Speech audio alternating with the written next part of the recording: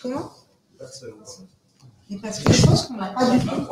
Ah, voilà. Donc à 50, on démarre. On va y arriver.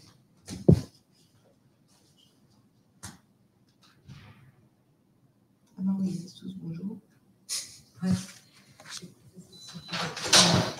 Bon, ça c'est. Pardon.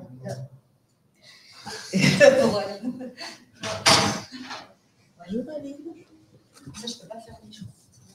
Non, peut-être à un moment donné, peut-être qu'on va se mettre un petit panneau, un silence on tourne.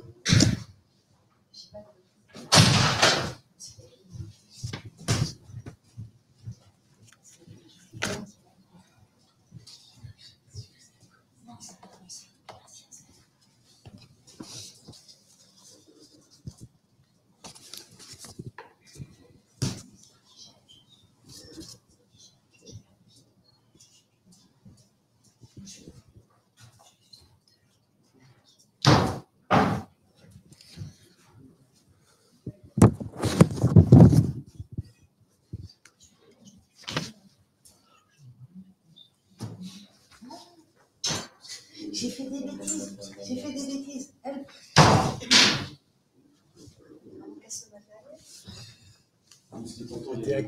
Non, mais... Ah, merci. Il y avait un petit message en vrai. Il y a des notifications. Merci. Ça, c'est super. Ça, j'en ai pas besoin de ça. Ouais, mais tu peux pas. Ça peut pas Okay, ah bah c'est très bien, comme ça je vois le nombre de personnes. Ah bah c'est cool.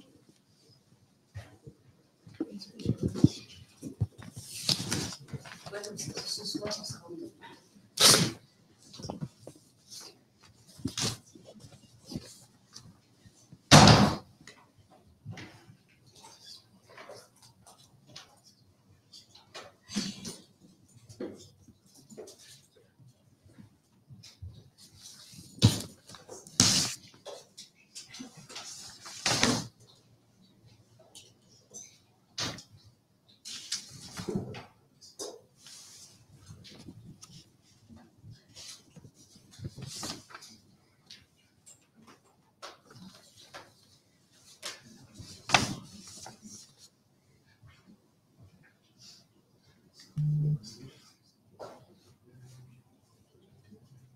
Prêt, messieurs? On va y aller?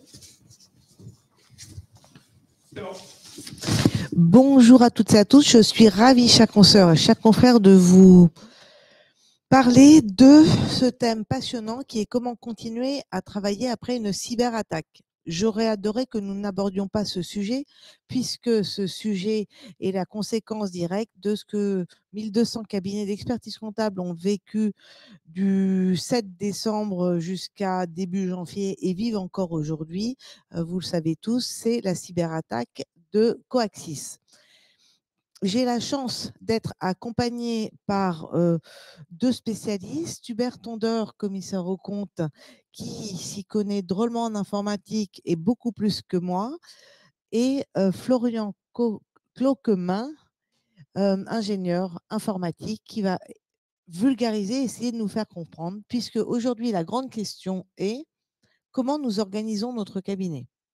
Ce webinaire est en 3 temps. On va d'abord faire un descriptif pour anticiper et se préparer avant une prochaine cyberattaque. Parce que ce qui est clair, c'est que, alors pour nous qui sommes Coaxis, alors Hubert et moi sommes Coaxis, donc on a vécu 3 semaines pas très très sympathiques. Les vacances de Noël ont été un peu pourries, si on veut le dire simplement. Nous, on a la grande chance d'être après une cyberattaque, mais je pense que nous sommes tous avant une prochaine cyberattaque. Donc, comment préparer notre cabinet? Donc, et la vraie question, c'est on est cyberattaqué. Avec Hubert, nous avons eu 3 semaines d'indisponibilité de nos réseaux. on n'a pas repris à 100% parce qu'il y a des effets secondaires. Et après, on vous laissera la parole. Alors, comme d'habitude, vous savez que c'est petit déjeuner aux 50 son mix. Vous êtes dans la salle très sympathique à être venu nous voir et ça, c'est top. Pourquoi c'est top? Parce que vous avez droit à un café et des chouquettes. Et ça, c'est extraordinaire.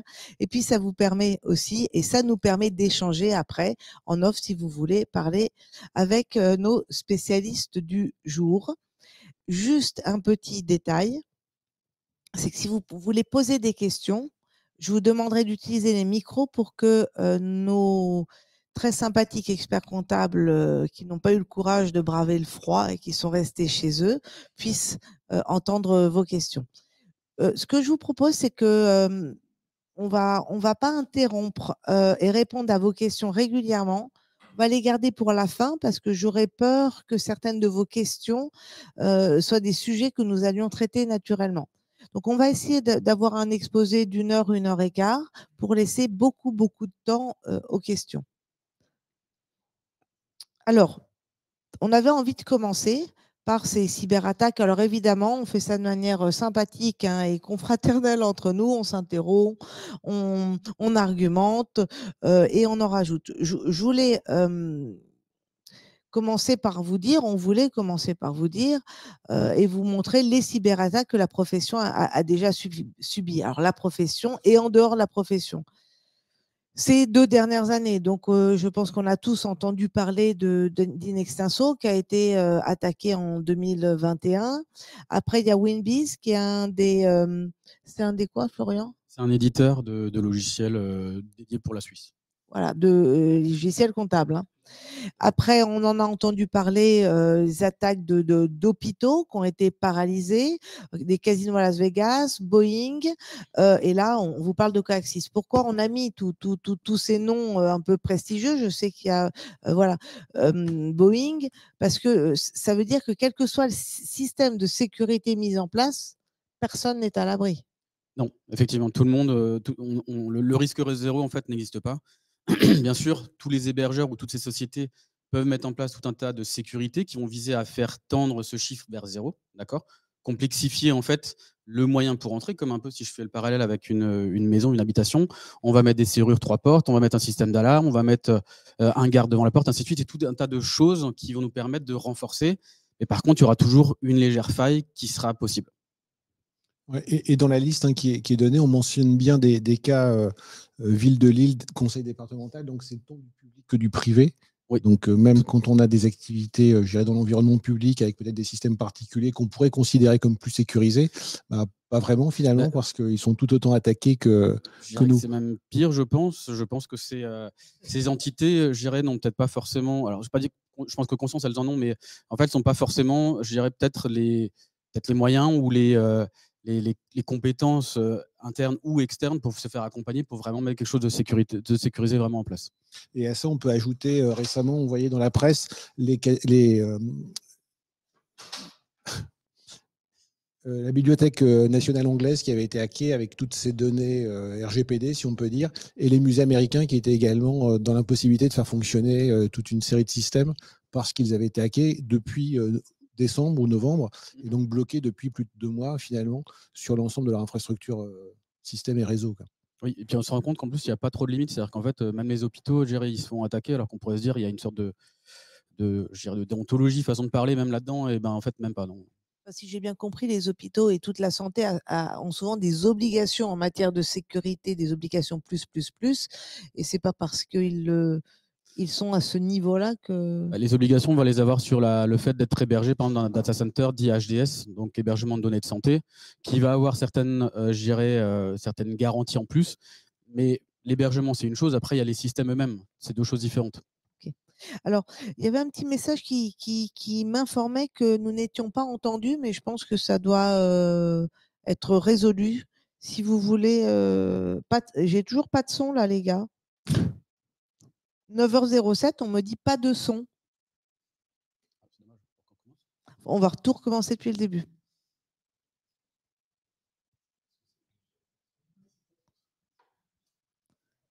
Alors, on va continuer. Donc voilà, on voulait vous faire donc ce petit panorama des cyberattaques pour expliquer. Je pense que vous là, il y a du son ou pas? Il y a du son. C'était à eux de cliquer Ok. pour avoir le son. D'accord, En fait. ok. Tout fonctionne bien. Merci beaucoup de vos messages. On continue. Alors, on a des stats. Je ne sais pas qui de vous veut nous expliquer ces stats qui vont nous faire trembler. Malheureusement, oui, c'est vrai que j'aurais aimé avoir de meilleures nouvelles. Alors, les stats ne sont pas forcément très récentes, hein, je m'en excuse. Hein. J'ai plus les sources en tête. Mais bon, 60% des internautes européens ont signalé avoir été confrontés à une cyberattaque. On se rend compte de ce que ça peut représenter déjà. Donc aujourd'hui, ça touche, et ça c'était sur une année, on va dire, donc ça touche vraiment beaucoup de monde. 54% des entreprises françaises attaquées en 2021. Donc là aussi, alors la notion d'attaque, en fait, ça ne veut pas dire qu'une attaque, elle a forcément un outil. C'est-à-dire qu'en fait, ça peut être une tentative d'attaque, une tentative d'intrusion. D'accord. TPE, PME qui représentent 40% des attaques par ransomware, on va dire. Ça aussi, il faut savoir que certaines TPE et PME n'ont pas forcément, je dirais, pris en compte les enjeux de la sécurité, de la cybersécurité, n'ont pas forcément aussi les moyens de se protéger avec les meilleures solutions et ainsi de suite. Donc le risque s'explique aussi par rapport à ça. Un point qui est important aussi, on estime à 50% des entreprises victimes le fait qu'elles ne portent pas forcément plainte. Ça veut dire qu'en fait, les stats qu'on a sont potentiellement faussés et faussés à la baisse. Plus de 155% d'attaques par ransomware entre 2019 et 2020. Là, clairement, ça a été le coup du Covid, du télétravail, ainsi de suite, qu'on n'a pas pu anticiper forcément. Donc, qui a amené en fait des gens à se connecter depuis chez eux, depuis des systèmes qui n'étaient pas forcément, je dirais, sécurisés comme il aurait fallu, ainsi de suite. Oh là là là. Coût médian d'une cyberattaque. Alors ce coût, je ne sais pas trop ce qu'il veut dire, parce qu'en fin de compte, une cyberattaque sur une petite entreprise va avoir un certain montant, je crois qu'il était estimé plutôt à 10 000 à 20 000 € suivant la société. Une entreprise comme Thales, Boeing ou autre qu'on a cité, par exemple, va être beaucoup plus gros. Ça peut atteindre plusieurs millions, en fait. Oui, puis dans le coût, on ne sait pas si c'est la rançon qui est payée ou si c'est le coût de reconstitution de l'infrastructure, la récupération des données, le décryptage. Il y a effectivement la rançon qui est payée ou non payée. Et après, il y a tout ce qui est gravité autour, hein, l'image, le fait d'avoir eu appel à faire appel à des prestataires externes pour venir rattraper en fait le travail, ainsi de suite. La perte de clients aussi, tout ça. Alors, si j'ai bien compris, il y a une autre stat qu'on n'a pas mis, mais il semblerait que une entreprise sur deux qui a été cyberattaquée, TPE, PME, dépose le bilan. Si elle est là, elle est au milieu, c'est moi qui l'ai raté. Ah, d'accord. Donc effectivement, ça c'est important aussi, c'est que beaucoup d'entreprises ont du mal à se relever en fait d'une cyberattaque. Ça peut vraiment avoir des conséquences dramatiques. D'où l'importance. Alors là, on parle de quoi? On parle, je ne sais pas si vous êtes au courant de cette attaque au faux RIB. C'est-à-dire, vous recevez ou l'entreprise reçoit un mail d'un de ses salariés proposant un nouveau RIB. Et il se trouve en fait que la boîte mail du salarié a été hackée. Et là, ça peut nous arriver tous experts comptables. Hein. On peut après avoir, lorsqu'on fait les payes de nos clients, après, on peut avoir notre client qui nous transfère le mail en disant merci de virer la paye de Trucmuche sur ce nouveau RIB. Et là, l'adresse mail étant hackée, donc c'est pas le bon RIB. Et donc, l'entreprise va devoir payer en gros 2 fois le salaire. C'est pour ça qu'en fait, elle peut se retrouver à déposer le bilan. Donc ça, c'est un vrai drame. Il y a les faux RIB et les... il y a les faux RIB et en même temps, aujourd'hui, au-delà de ces problématiques, avec l'intelligence artificielle, on voit que les problématiques type fraude au président, parce qu'on est un petit peu dans ces systèmes-là. Aujourd'hui, au-delà des mails, au-delà des documents écrits que l'on peut recevoir, avant, on avait des petits coups de fil de personnes qui essayaient d'imiter plus ou moins la voix. Aujourd'hui, l'intelligence artificielle, on a quelques exemples récents où plusieurs collaborateurs d'entreprise ont été appelés avec une voix artificielle, mais qui ressemblait très étrangement et très, très fortement à celle du dirigeant.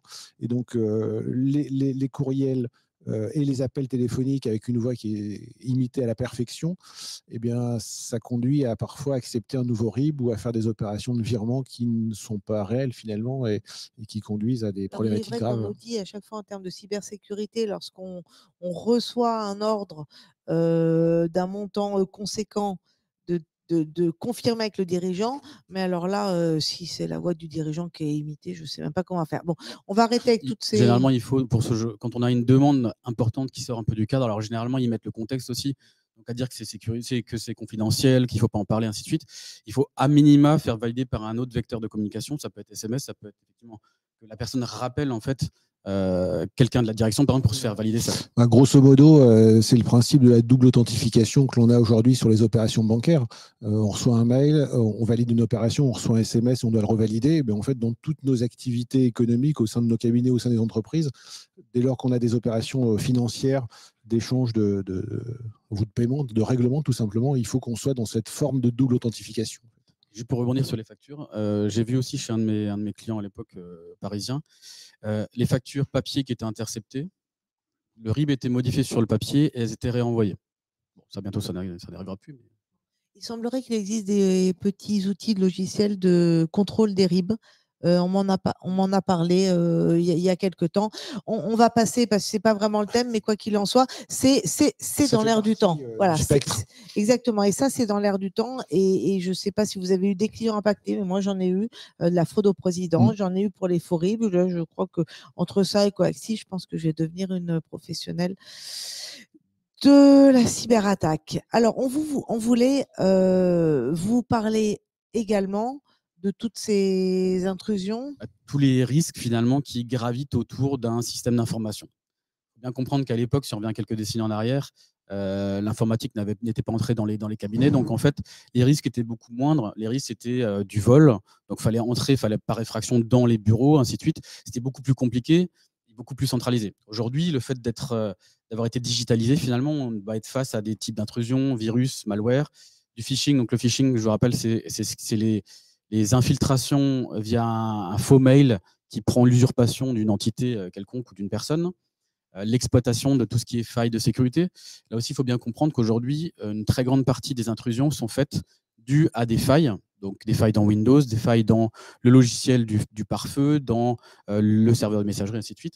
Des failles, donc des portes en fait, qui sont cachées, mais que certaines personnes ont réussi à trouver, qui permettent en fait directement de venir s'introduire dans le système. Alors, si on a envie de parler de Coaxis sans trop en parler, il y a des bruits qui courent parce qu'il y a une histoire de faille Citrix. Oui, tout à fait. Qui aurait été relevée le 23 novembre. C'est l'attaque de Boeing. En fait, Boeing se serait fait infiltrer via cette faille Citrix, si j'ai bien compris. Coaxis ayant planté le 7 décembre, tout le monde s'est dit c'est peut-être une histoire de faille Citrix parce que Coaxis est sur Citrix. Cette information a été démentie par le dirigeant de Coaxis et aussi ACD parce que vous savez que c'est le système d'exploitation proposé. Et il semblerait qu'on parle d'une erreur humaine. Là, on est dans la case erreur humaine, c'est ça? Tout à fait. Alors, effectivement, ce qui a induit comme une première potentielle piste, c'est le fait que Logbit, du coup, le groupe de ravisseurs, effectivement, a l'habitude en fait, à utiliser à plusieurs reprises cette faille Citrix pour s'introduire dans les systèmes. Donc, c'est vrai qu'il y avait une certaine... On aurait pu assez facilement se dire que c'est par là qu'ils sont rentrés. Il semble que non. Je pense que si ça a été dit ainsi, c'est que c'est bien ce qui s'est passé. On va passer. Donc là, la question, et la question que je me pose, c'est comment je protège mon cabinet aujourd'hui et qu'on se pose tous les deux. On pensait être bien protégés, Hubert, parce que on était hébergé. Et il est vrai que le système d'hébergement proposé par Coaxis nous semblait, si c'est le choix qu'on a pris, c'est qu'il nous semblait protecteur et on se retrouve attaqué malgré nous. Oui. Enfin, en fait, juste pour rappeler qu'on n'est pas là pour dire c'est bien ou c'est pas bien chez Coaxis, hein, c'est pas le sujet. Moi, pour ma part, je suis chez Coaxis depuis 13 ans. Jamais eu de problème particulier chez Coaxis, hein, donc ça s'est toujours bien passé. Et pourquoi on est passé en cloud il y a 13 ans? Et ça, souvent, je le répète, parce qu'un matin, on est arrivé au cabinet et l'étage du dessus avait connu une petite fuite. Et le serveur, heureusement, il n'était pas par terre, il était posé sur une table, mais tout autour et par terre, c'était inondé. Le seul truc qui n'avait pas été inondé et mouillé, c'est le serveur. Quand on a constaté ça avec mon associé, on s'est regardé, on s'est dit, mais qui a fait la sauvegarde? Évidemment, personne. Donc, on s'est dit, il va falloir trouver peut-être quelque chose un peu plus sécurisé. Ça va être compliqué sinon. Et donc, on est parti dans le cloud à l'époque. Et il y a 13 ans, on se disait, c'était un peu nouveau. C'était un peu précurseur. Mais finalement, nous, on a 3 entités, 3 lieux différents qui sont espacés les uns des autres. ça a été la meilleure solution pour nous fonctionner tous ensemble pendant toutes ces années et sans problème particulier. Et je pense que c'est un petit peu comme tous les sujets de risque, hein, on pense toujours que ça va concerner l'autre et que ça ne va jamais nous concerner. Et quand ça nous arrive, on est un peu démunis. Alors, au-delà des problématiques de sécurité de l'hébergeur lui-même, parce que finalement, c'est aussi lui qui doit mettre en place un système de sécurité. C'est sa responsabilité, hein, qui doit lui permettre de nous retrouver, de nous remettre. Alors, deux choses, de nous remettre en marche avec un système qui fonctionne, un système opérant, parce qu'en général, quand on est hacké, le système est un peu verrouillé, donc il faut le reconfigurer pour pouvoir redémarrer avec les bonnes machines, et de récupérer ces données qui ont été en général cryptées, parce que les voler et ne pas les rendre, c'est un intérêt relativement mineur, c'est surtout les voler pour les revendre ailleurs et les crypter. Donc, au-delà de ça, si vous voulez, ce qu'on voulait montrer au travers de ce slide, c'est que les bonnes pratiques en matière de sécurité, avec ou sans serveur externalisé, ou sans être dans le cloud, en étant hébergé ou non, voilà, qu'on soit sur son propre serveur ou chez un prestataire, il y a toute une série de bonnes pratiques à continuer à avoir et à ne pas penser que tout repose sur le prestataire. Tout à fait. Ça, c'est quand même essentiel. C'est quand même un risque qui est partagé. Et donc, toutes ces bonnes pratiques, hein, vous les avez. Elles sont à la fois au niveau du poste de travail, au niveau de la messagerie, au niveau des mots de passe, au niveau de la sauvegarde, au niveau du réseau local. Alors, je ne sais pas si on va pas toutes les énumérer parce qu'il y en a beaucoup. Oui, pardon, vas-y. Je voulais aussi faire part de mon expérience parce que toi, tu nous expliques, donc tu t'es mis sur le cloud à cause d'une fuite d'eau il y a 13 ans. Moi, j'ai pris la décision en 2019 lorsqu'une de mes amies experts comptables m'appelle début mai, avait un serveur local et se fait hacker. Et se fait hacker toutes les données. J'ai mon amie expert comptable en pleurs. Elle est toute seule dans son cabinet. Les sauvegardes sont défaillantes. Elle ne peut pas réinjecter les sauvegardes et elle se rend compte qu'elle n'a plus aucun accès au compta de ses clients. Rien de rien. Donc, qu'est-ce qui se passe là? Elle est chez Verspiren. Donc là, le contrat Verspiren a fonctionné. Vous verrez, on va en parler un petit peu du contrat Verspiren. Et là, ils ont été extraordinaires. Ils ont une boîte de cyberattaque. La boîte de cyber, en fait, a négocié avec les ravisseurs, voilà, les ravisseurs, la rançon. Il y a eu rançon, il y a eu négociation. La rançon, il faut la payer en Bitcoin. Donc c'est un monde qui nous échappe totalement. Et lorsque vous payez la rançon, à l'époque en 2019, il y avait une chance sur deux de récupérer ces données parce qu'ils ne les donnent pas forcément. Alors, l'assureur travaille avec une boîte de cyberattaque et c'est eux, parce que l'assurance ne sait pas le faire et c'est eux qui le font pour vous. Donc, c'est ce que j'ai vécu en 2019. Et donc, je pense que ça a duré 3 semaines cet épisode. Pendant 3 semaines, elle s'est dit, j'ai perdu tous les contacts de mes clients. Elle n'avait rien. Et c'est là que je me suis dit, je n'ai pas envie de vivre ça. Et donc, je me suis fait héberger. Et vraiment, aujourd'hui, c'est pas du tout, ce webinaire d'aujourd'hui, c'est pas du tout pour critiquer Coaxis. C'est pour ça qu'on commence par vous dire, on est tous avant une cyberattaque, quel que soit en fait votre système d'hébergement local, en SaaS, hébergé, etc. Et moi, je suis très contente d'être hébergée. Même si j'ai été empêchée de bosser pendant 2-3 semaines, mais pas tout, mais on va en parler parce que je n'ai pas vécu ce stress de la négociation. En fait, c'est l'hébergeur qui s'est retrouvé. En fait, j'ai transféré le problème à l'hébergeur. On a récupéré toutes nos données chez Coaxis, sauf une journée de boulot qui a été, parce que par prudence, ils ont réinstallé la sauvegarde de la veille. C'est un épisode qui, je trouve, se termine assez bien. Alors, je sais qu'on râle tous, je sais qu'il y a des lenteurs, tout ne fonctionne pas, mais quoi qu'il en soit, on a nos données et je n'aurais pas aimé vivre ce qu'a vécu mon ami pendant 3 semaines, se dire est-ce que je vais récupérer toutes les comptas? Et ça, c'est un peu l'horreur. Mais on va vous faire après, bon, c'est l'objet de vous montrer toutes les organisations de votre système informatique possible avec les avantages et les inconvénients. Donc, le poste de travail, un antivirus à jour. Alors, solution EDR installée, je comprends rien. Pare-feu, je crois que je sais. Mise à jour Windows, je pense que tout le monde comprend. 6 PC portables, BitLocker activé, je comprends rien. Se méfier des clés USB, ça, je pense qu'on comprend. Privilège réduit du compte utilisateur. Vous auriez envie de... Si je peux intervenir, oui. Ah ben oui, voilà. Voilà, Merci. très bien. Donc, je vais prendre juste quelques sujets. Donc, l'EDR, c'est quoi? L'EDR, c'est une nouvelle technologie d'antivirus, d'accord? Vous connaissez tous ces antivirus à 20, 30 ans. Les choses évoluent.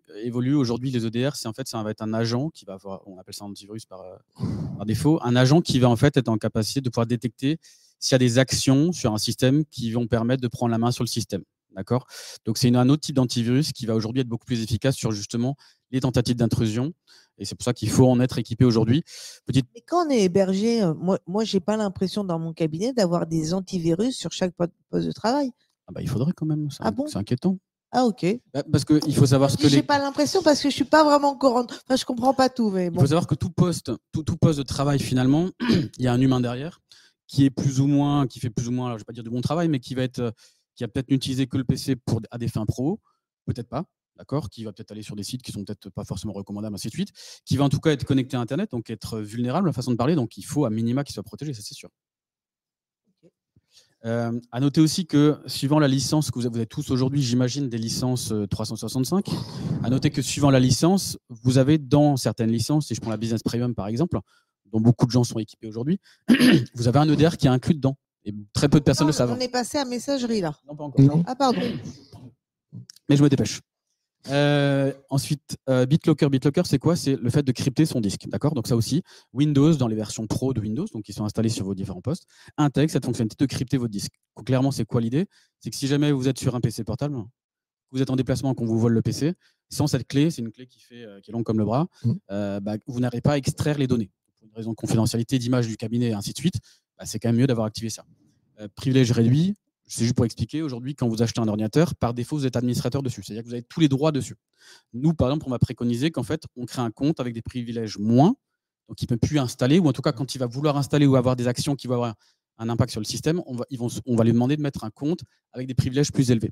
C'est comme si vous donniez les clés à un nouvel arrivant dans vos bureaux, vous lui filez le trousseau de clés qui a toutes les clés. D'accord? C'est pas ce qu'on fait. Généralement, on me file la clé qui va lui permettre d'entrer dans le bureau et basta. Pas les clés qui vont aller dans certaines salles d'archives, ainsi de suite. C'est le même principe.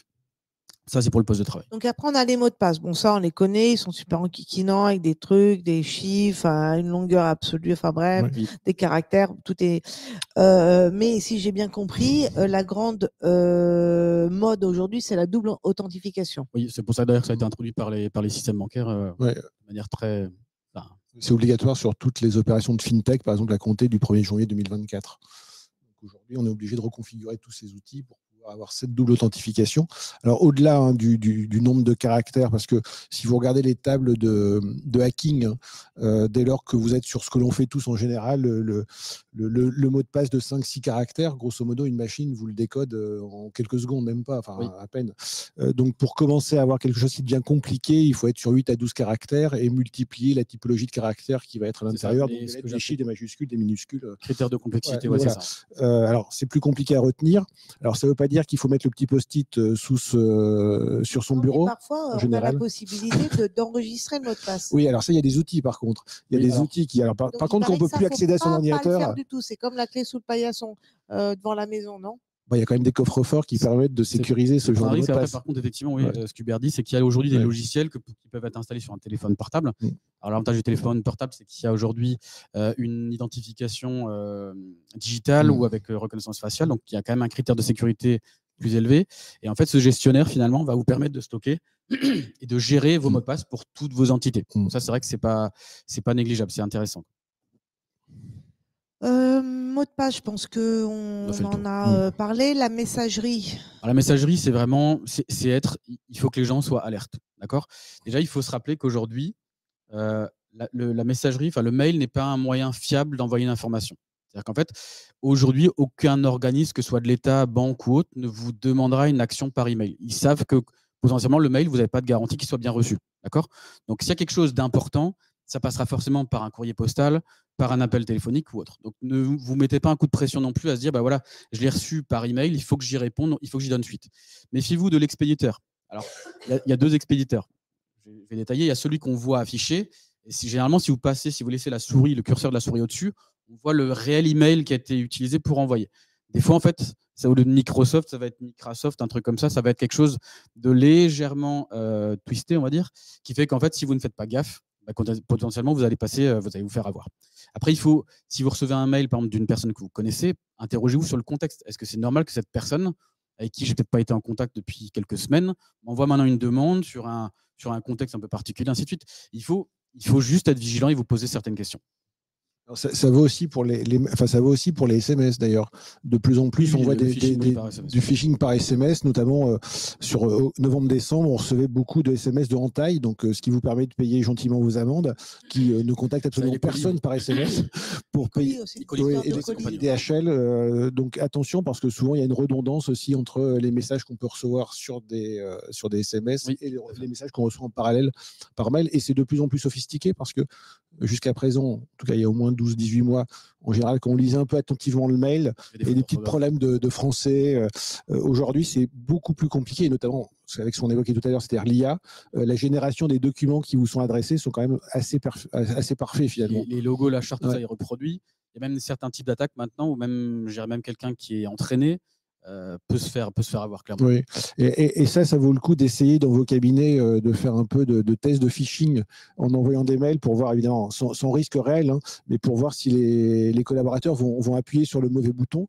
Et en général, quand on le fait, c'est à peu près 60% des gens qui cliquent. Et il faut le faire 3-4 fois avant qu'ils comprennent que... Des sociétés qui vous font des tests de phishing, balancent des mails à tous vos collabs. Oui. Déjà on a du mal à recruter et à garder nos collabs. Donc, non, mais ça vaut le coup parce qu'en fait, je pense que c'est cette expérience-là qui fait prendre conscience. Oui, en fait, ça permet d'avoir une cartographie finalement. Est-ce que je suis vulnérable ou pas ? Clairement. Et ces campagnes de faux phishing, en plus, vont amener, et ils essaient d'introduire ça avec un peu de gaming, avec notion de gratification, des tests de sécurité plus larges, en fait. Et ça, je pense qu'il faut le faire. Et ils le disent, c'est quasiment au moins un test par an, en fait. Et c'est quelque chose, une fois qu'on commence, il faut régulièrement, je dirais, rafraîchir la mémoire là-dessus. C'est comme les mots de passe, on l'a pas, je pense qu'on l'avait pas écrit, mais il faut les changer régulièrement. Voilà, il faut les changer régulièrement. Voilà. Tous les 3 mois ou tous les mois, 1 mois, 2 mois, 3 mois, grand max tous les 3 mois. La sauvegarde. Alors la sauvegarde, quand on est hébergé, on s'en occupe là, tout pas. dépend effectivement dans quel contexte on se trouve. Est-ce que si on est hébergé par un hébergeur, c'est sur lui que repose en fait la responsabilité, les tests. Le fait de la mettre sur différents supports, ainsi de suite. Si par contre, on assure soi-même la gestion de son infrastructure, alors généralement, ça ne va pas forcément être l'expert comptable, hein, ça va être un prestataire local, par exemple. Effectivement, il faut s'assurer qu'il y ait un suivi régulier. Donc, tous les jours, en fait, l'outil de sauvegarde va pouvoir envoyer un mail en vous disant voilà, ça s'est bien passé, ainsi de suite. Ou au contraire, j'ai eu une erreur, il faut être alerte là-dessus. Il faut effectivement, à minima, avoir un jeu de copie éloigné, déconnecté. Si c'est sur des cassettes ou disques durs ou autre, que ce soit mis à un autre endroit qui lui aussi est sécurisé. Et sécurisé à double titre, c'est-à-dire qu'en fait, il ne faut pas que le disque, qui est du coup de petite taille, en fait, puisse être mis dans une poche et embarqué comme ça. Donc ça, il ne faut pas l'oublier non plus. Et surtout tester régulièrement. Voilà, des petits tests de restauration, bien évidemment. Ne pas faire le test à balles réelles lorsque on a ça sous la main. Stratégie ? Alors, stratégie, pour le premier point, c'est ne pas tout déléguer au même prestataire. Le premier point qui me vient à l'esprit, moi, c'est la gestion de la messagerie. Aujourd'hui, et je sais que dans le passé, nous, on avait l'habitude d'héberger les messageries de nos clients. Microsoft est venu avec ses gros sabots à le forcing là-dessus pour héberger lui-même en fait la messagerie 365. Et aujourd'hui, au début, ça nous faisait mal parce que c'était un périmètre de gestion qui s'enlevait à nous.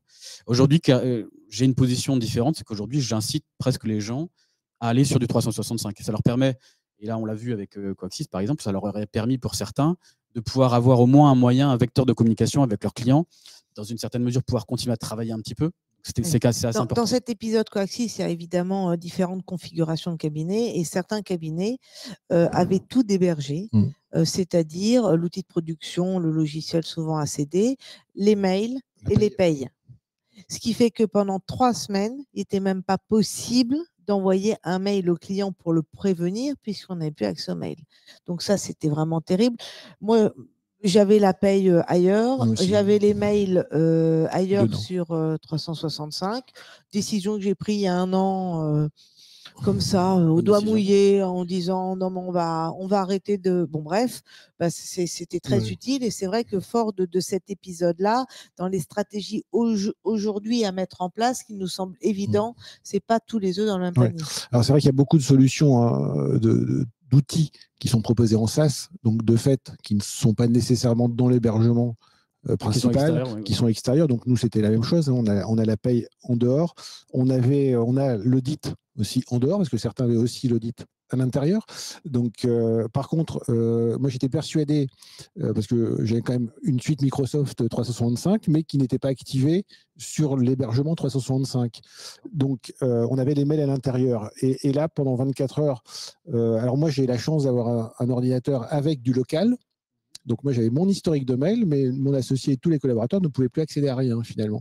Donc moi, ayant un historique local, j'avais un vague fichier client qu'on avait échangé il y a quelques semaines, donc ce qui nous a permis de retrouver évidemment les mails et de se créer tous des adresses Gmail, pour ceux qui n'en avaient pas, à peu près homogènes, pour qu'on puisse tout de suite communiquer avec les clients. Mais mon associé, par exemple, qui ne pouvait plus accéder à son espace Coaxis, finalement, n'avait plus de données, n'avait plus accès à ses mails, n'avait plus accès à rien. Effectivement, c'est vite bloquant quand vous n'avez pas quelques éléments conservés. Donc, c'est vrai que des sauvegardes externes du serveur, c'est important, mais peut-être aussi quelques sauvegardes ponctuelles de fichiers importants qui peuvent continuer, parce que comme on l'a déjà dit, on va le répéter, quel que soit le système que vous allez mettre en place, quelle que soit l'organisation, ça n'est pas infaillible. Donc, avoir aussi des sauvegardes quelque part de quelques fichiers importants pour pouvoir communiquer avec les uns et les autres. Et par exemple, nous, pour notre petite expérience, on avait les codes impôts.gouv. Donc évidemment, on ne pouvait plus travailler sur l'outil de production comptable, donc on ne pouvait plus faire les déclarations de TVA.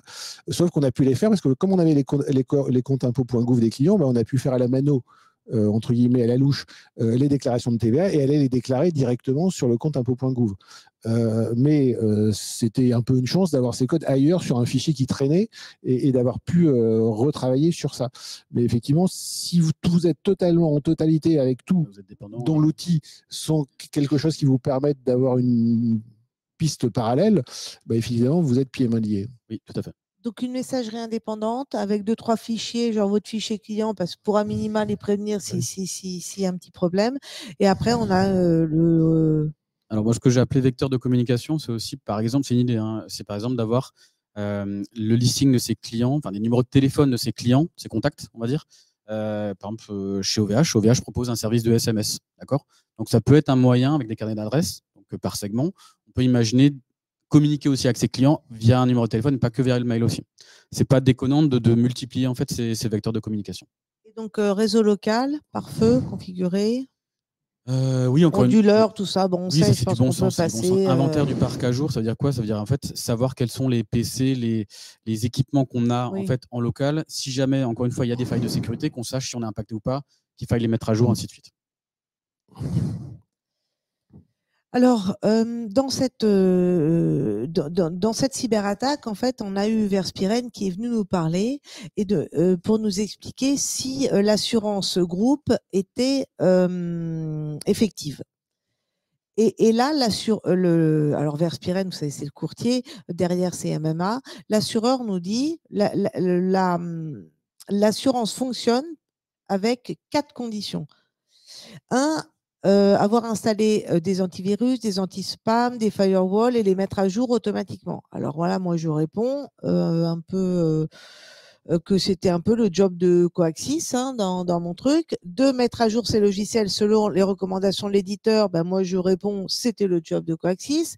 3, changer les mots de passe régulièrement, 8 caractères. Ça, c'était notre job. Moi, je l'avais mis en place dans mon CAB. Donc ça, on avait une action. Alors ça en local, mais par contre, c'est aussi le job de l'hébergeur. Voilà. Et sauvegarde des données chaque semaine sur support, j'ai envie de dire, c'était le job de Coaxis. Donc, ça veut dire quoi tout ça ? Ça veut dire que si demain, vous prenez une solution d'hébergement et que vous croyez protégé par le contrat groupe, eh bien, il faut savoir si l'hébergeur répond à ces conditions de garantie. Moi, je ne suis pas dans ce contrat groupe, je suis chez un autre assureur et fort de ma super copine qui s'est fait traumatiser en 2019 et par moi et par capillarité moi aussi, donc j'ai pris une assurance cyber en plus mais qui me sert à rien là, dans l'histoire de Coaxis. Donc, vous voyez, que ce soit MMA Verspiren ou mon truc en plus, ça me sert à rien parce qu'en fait, le fait d'être hébergé, on n'a pas la main. Et surtout, en fait, dans ces contrats, la plupart du temps, c'est une histoire de négociation avec les hackers et c'est souvent une histoire de paiement de la rançon dans ces contrats d'assurance qui sont pas négligeables. Hein, mais lorsqu'on est hébergé, en gros, on n'est pas impacté.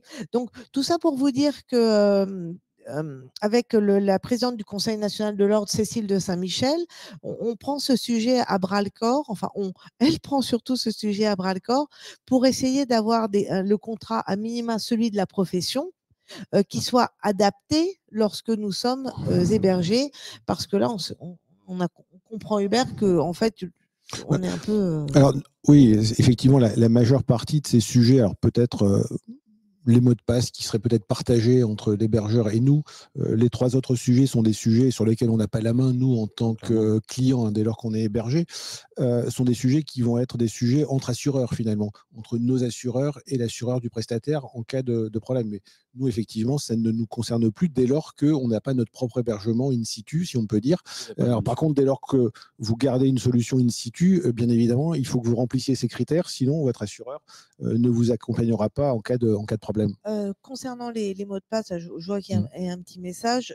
Moi, j'ai demandé concrètement parlant, un jour, je suis rentrée au cabinet, je ne sais pas ce qui m'était passé par la tête, j'ai dit on change tous les mots de passe tous les 3 mois. Donc, il y a des alertes pour l'assistante du cabinet qui nous envoie des invites à Outlook. Tous les 3 mois, on a pris tous les 3 mois, ça peut être tous les mois, vous faites ce que vous voulez. Donc, on peut le faire et on peut avoir la main dessus pour ce changement de mot de passe. Normalement, il doit être imposé, en fait. Si on veut vraiment garantir une sécurité, le changement est imposé par le système. C'est-à-dire qu'à un moment, le système vous dit, maintenant, il arrive à expiration. Ah oui, alors tout à fait. Oui, tout à fait. Il est imposé. Après, on peut plus se connecter, mais comme moi, j'ai préféré un petit rappel à Outlook pour penser à aller changer. Donc, 2 semaines avant le truc, mais c'est vrai qu'il nous envoie aussi des mails de relance. Donc, des notifications de relance pour nous dire dans 2 semaines, votre mot de passe sera expiré. Donc, ça se gère très bien et c'est faisable. Donc, on a une cyberattaque. On fait quoi? Débrancher l'ordinateur réseau. Moi, on m'a toujours dit, faut toucher à rien.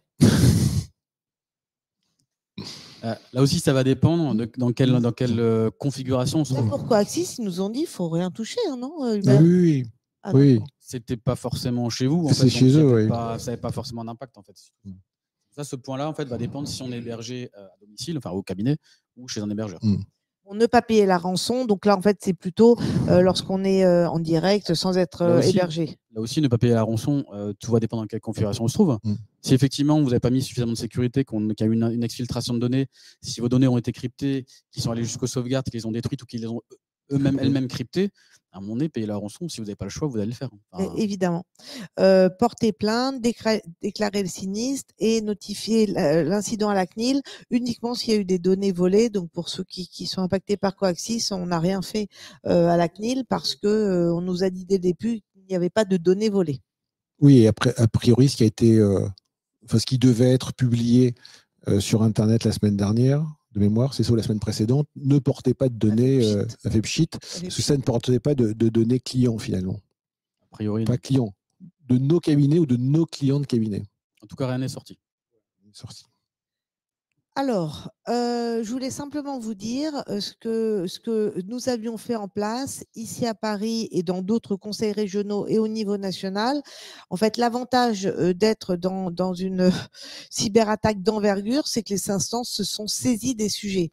Et concernant le national et les différents conseils régionaux, on a eu des accords, 1 avec l'URSSAF, 2 avec l'administration fiscale. Pourquoi je vous dis ça? Parce qu'en théorie, alors l'administration fiscale, on parle de quoi? Coaxis a été défaillant le 7 décembre. Donc, il y avait l'échéance d'IS du 15 décembre où donc certains cabinets n'ont pas pu la respecter. Il y a eu après les TVA. Et il pourrait y avoir aussi, parce qu'on a pris du retard, là, les liasses fiscales qu'il fallait rendre lundi pour la clôture au 30 septembre. Grande tolérance de l'administration fiscale et en théorie, nous avons négocié, j'ai négocié avec Anne-Laure Lagadec, qui est la commissaire du gouvernement, qui a co-signé ce courrier que vous avez dû recevoir par mail et je vous l'ai mis. En théorie, vos clients n'ont dû recevoir aucune mise en demeure ou taxation d'office ou ce que vous voulez. Si jamais vous êtes dans ce cas-là, on vous a mis 2 adresses mail, celle du Conseil régional et celle du Conseil national. Faites-nous remonter l'information parce que là, c'est la double peine. C'est-à-dire que moi, je m'étais imaginé si après, si tous nos clients reçoivent une mise en demeure et qu'après nous devons gérer chaque mise en demeure pour obtenir une annulation après, mais enfin, c'est vraiment la double peine. Pendant 3 semaines, on n'a pas pu travailler. Puis après, on va planter 1 heure par dossier. Si on en a 30, si on en a 50, on en a 100. C'est pire que tout ce service après-vente. Donc, moi, j'étais tout de suite en ligne avec Anne-Laure Lagadec, notre commissaire du gouvernement. Vous savez qu'on est sous tutelle de Bercy et on a un commissaire du gouvernement qui nous fait la joie d'assister à nos conseils et qui est la grande chef du contrôle fiscal, je vous la fais courte, de l'administration fiscale de la région. Et elle m'a tout de suite dit, Virginie, c'est double peine pour nous aussi, parce qu'après, on va passer du temps à vous proposer l'annulation des exonérations, enfin des taxations d'office, bref. En théorie, les experts comptables n'ont rien reçu au niveau francilien et au niveau national. En théorie. Si en pratique, il y a eu un loupé, donnez-nous l'info, on peut gérer pour vous. Et exactement la même chose avec l'URSSAF. Nous avons traité des cas de 2-3 experts comptables qui n'ont pas pu faire les DSN de début décembre, du 15 décembre, peut-être celle aussi du 15 janvier, je ne sais pas. Dans ces cas-là, on envoie pour vous à l'URSSAF le fichier avec les numéros sirènes de tous vos clients et comme ça, ils annulent les taxations d'office directement. Donc, je vous ai remis ces 2 slides. Donc, on a des accords et vous voyez, c'est des contrats co-signés avec les administrations, ce qui n'est jamais arrivé, je crois. Donc, tout le monde était sur le pont pour essayer de trouver des solutions au mieux des intérêts de tous les experts comptables. Donc là, j'ai fait la petite page de pub. Vous avez les adresses, servez-vous-en et on s'occupe de négocier pour vous. C'est la moindre des choses. Juste, comme pendant que tu parlais, Oui. je ziotais les questions.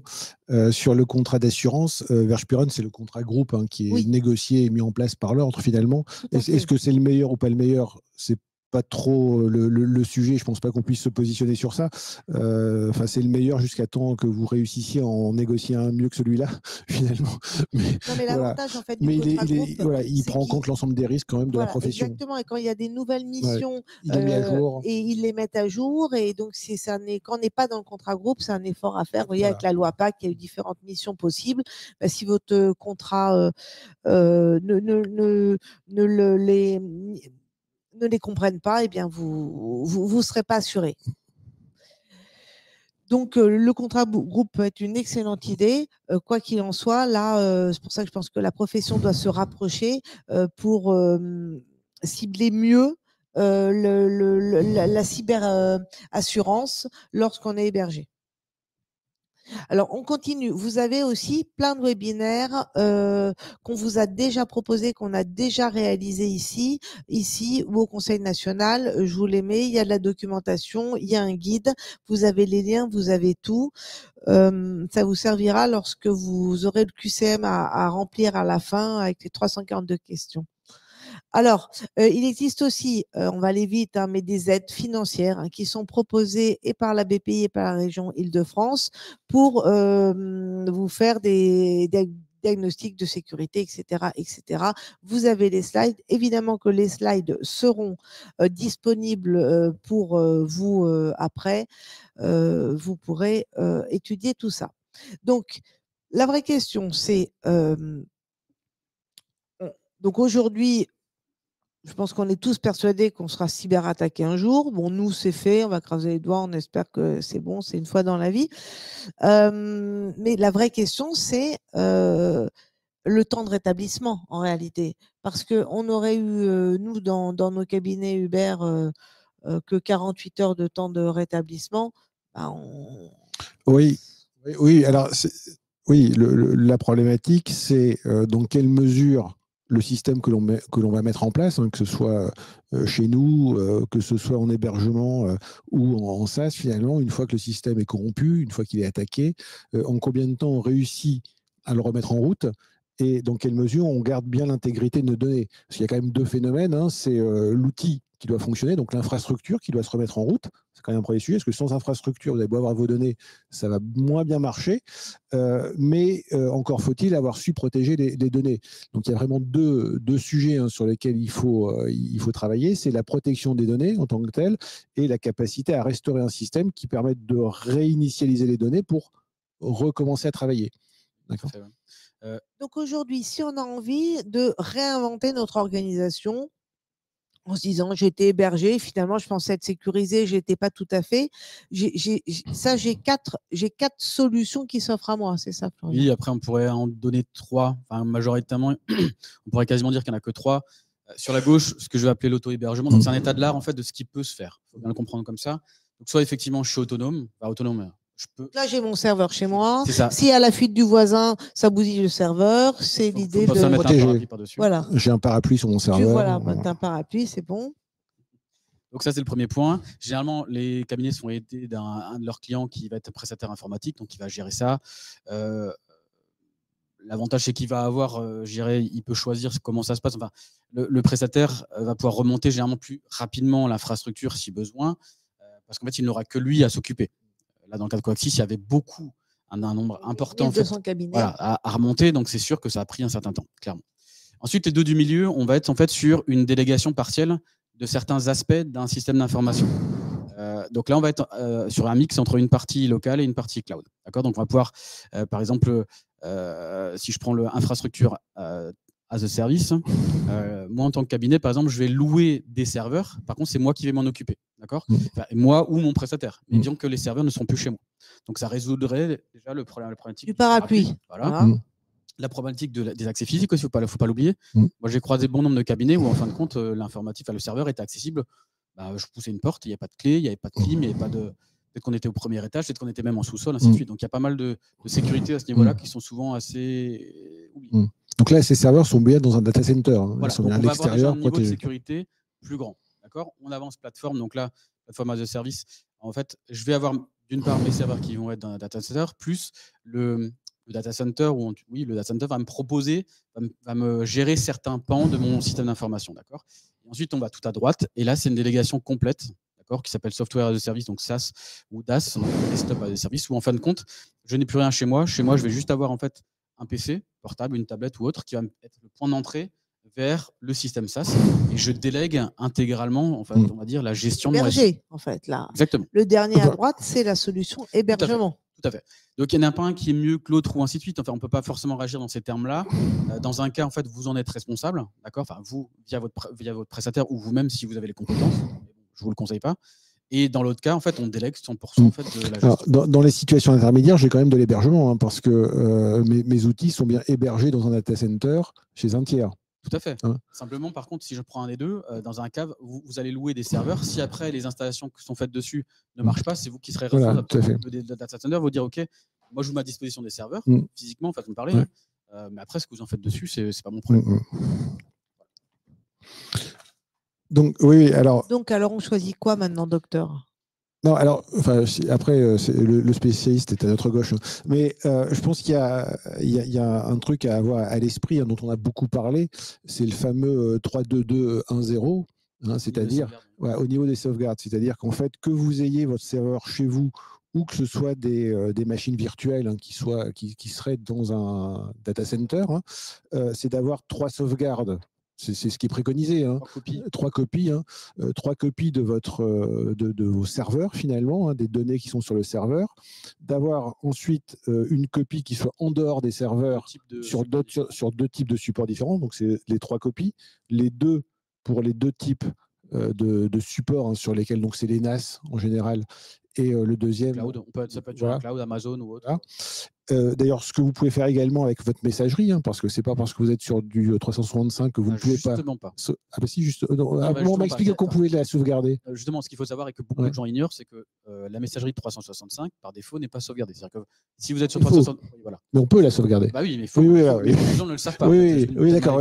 Oui. C'est-à-dire que c'est pas parce qu'elle va pouvoir fonctionner malgré une attaque de vos serveurs, finalement, parce que ce sera séparé. Si jamais il y avait un problème sur cette messagerie, vous n'avez pas de sauvegarde, en fait. Donc, il faut la sauvegarder. Entre 14 et 30 jours de rétention, si vous supprimez un mail, au-delà de ce délai, par défaut, si vous n'avez pas d'outils ou de solutions alternatives, le mail sera perdu à tout jamais. Voilà.